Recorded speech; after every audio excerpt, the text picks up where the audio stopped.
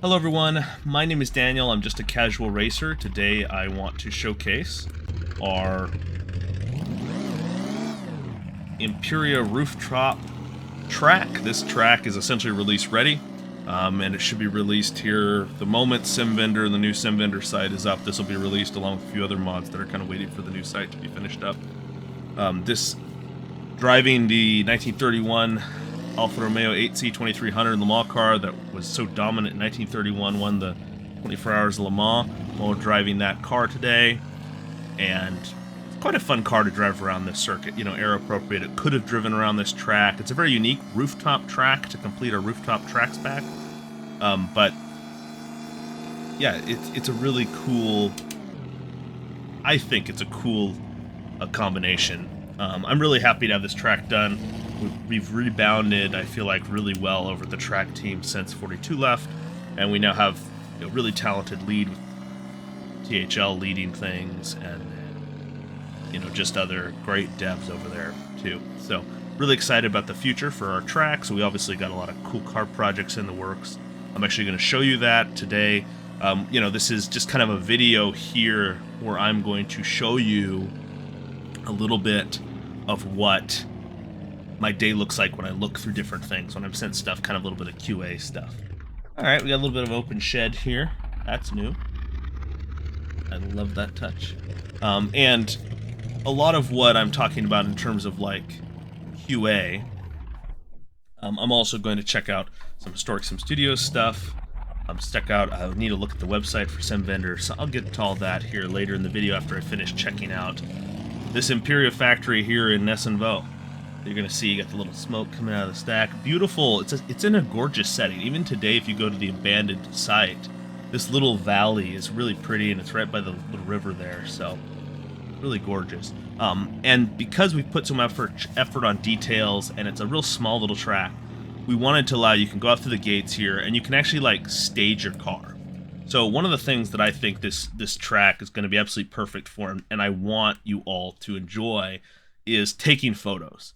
Driving your vintage cars that you have from Historic Sim Studios or elsewhere, that are pre-World War.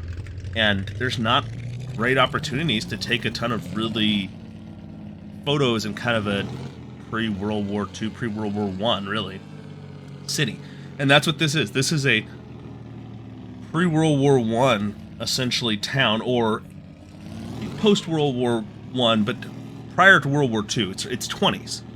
1920s or 1910s era city, and you can actually kind of drive around, and we have some ideas too for maybe making some layouts around the city a little bit. We'll see exactly what we ultimately end up doing, but you get my point. This map is a little bit more than meets the eye. I'm actually going to fly around here real quick, if I can shift this into neutral. Oh, which one is this? Nope. Nope. Got it. There we go. Ooh. Alright. As you'll see, fly up here. You got some stuff this direction. None of this is super fleshed out over here. But when you go right back to kind of here, you cross over the river, and this area immediately next to the factory, the detail level is just as high as we could pretty much make it. You're going to notice everything. Go down here, even more down this way. It's tempting to me to almost make this into like a little open world project or something like that, and have something super unique. So we'll have to see. We'll see how this sells. I know though there's been quite a few rooftop track pack sales already, but I think once we have all three tracks, especially the track of this quality, one of the things I want to do is I want to go revisit those other rooftop tracks and do a similar kind of detail pass. And then at that point, it's going to be kind of like, okay, how is this selling? Is it worth really exploring the possibility of turning this into something even more incredible, crazy, pre-war city, in a sense. So, alrighty. Let's jump into checking out the website. Oop, gotta close this out. So here in the website, and you'll see here we've got obviously a lot of this looks the same as the last time I showed you it, but we have updated the community feed a little bit more, slightly, you know, this is kind of the new feature. This is one of the reasons we rebuilt the entire site, obviously for a better back end. But from your guys' perspective, not a lot's going to change at the front end that much. But there will be the community feed. We're going to support memberships, that type of stuff, which will be a big change. We also have an acceptable use policy. Some policies are boring. This is a little more interesting. We have an intellectual property violation page we've added, and that's important because we have partners we're working with, and some of those work kind of as a liaison role with a lot of these automakers, and studios too. I mean, that's more something that we're trying to head up ourselves, but we're talking with a lot of different people.